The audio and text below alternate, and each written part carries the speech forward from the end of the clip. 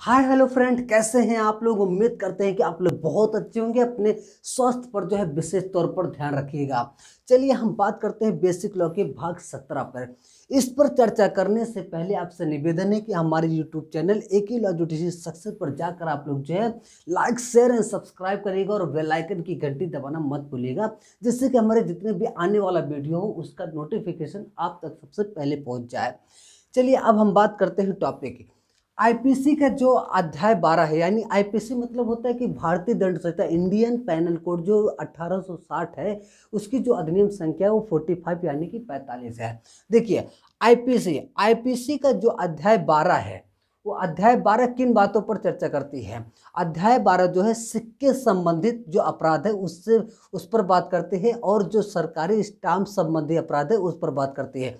यानी कि crime related to coin और crime related to government stamp से जो संबंधित बात होगी वो अध्याय 12 बात करेगी। ठीक है। और ये धारा जो है कहाँ से कहाँ तक है, इसमें अध्याय 12 में धारा जो है 230 से लेकर 263 तक बात की गई है, यानी इसमें दर्शाया गया है। अब हम देखते हैं धारा 230 में। धारा 230 में क्या दिया गया है कि डिफिनेशन ऑफ कॉइन, यानी कि जो सिक्के को परिभाषित किया गया है 230 में।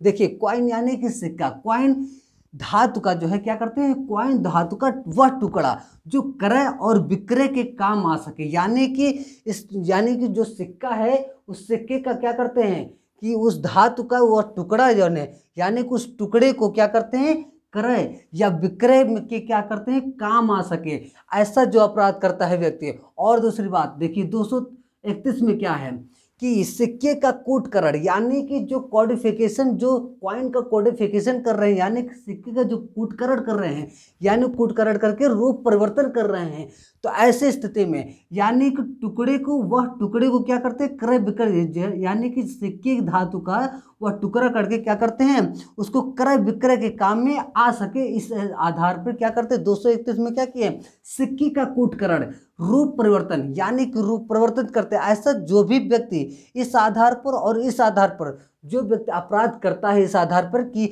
सिक्के का जो कॉडिफिकेशन यानी कि जो कूटकरण करता है, ऐसा रूप परिवर्तन करता है, तो ऐसे व्यक्ति को सजा जो है 7 वर्ष या जुर्माना, या हो सकता है 7 वर्ष और जुर्माना दोनों दिया जाए। ठीक है।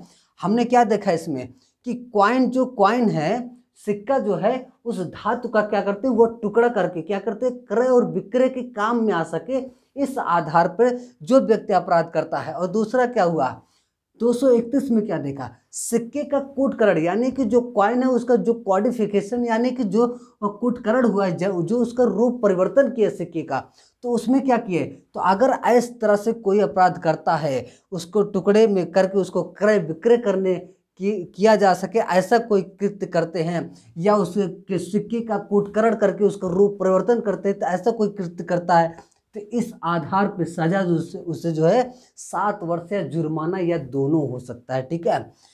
अब हम बात करते हैं 244 पे। अब देखिए 244 क्या बताता है, कह रहा है कि टकसाल में नियुक्त, ठीक है, टकसाल में नियुक्त जो कर्मचारी द्वारा जो है, अगर सिक्के का क्या हो वजन, जो वजन होता है उस वजन को क्या करते हैं, भिन्न कर देना। अगर इस तरह से कोई कृत्य करता है जो यहाँ का कर्मचारी है, यानी टकसाल में जो नियुक्त कर्मचारी है, ये अगर सिक्के का वजन अगर भिन्न कर देता है, इस तरह से कोई अपराध करता है, तो इस व्यक्ति को क्या सजा होगा, यानी सजा इसको 7 वर्ष या जुर्माना या दोनों हो सकता है, यानी कि 7 वर्ष और जुर्माना दोनों हो सकता है। ठीक है। अब हम चलते हैं इसके आगे बढ़ते क्रम की स्थिति में क्या देखते हैं।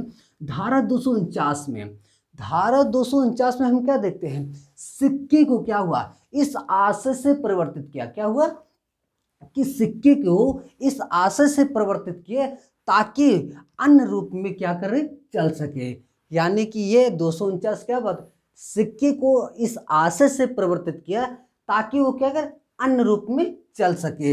अगर ऐसी स्थिति में कोई भी अपराध करता है, इस तरह से चलाने की बात करता है, यानी कि परिवर्तित करता है, तो उसको जो है सजा कितना होगा, 7 वर्ष या जुर्माना या दोनों हो सकता है। ठीक है। यानी कि 7 वर्ष और जुर्माना ये दोनों भी हो सकता है, या अलग अलग भी हो सकता है, यानी 7 वर्ष भी हो सकता है, जुर्माना अलग हो सकता है, या हो सकता है कि दोनों हो जाए, 7 वर्ष भी दिया और जुर्माना भी दिया जाए। इस तरह के सजा होता है। हमने इसमें इस तरह से देख लिया। अब हम अगले जो नेक्स्ट वीडियो में आएंगे, थोड़ी सी बात हम इस पर करेंगे, ठीक है, सिक्के को लेकर।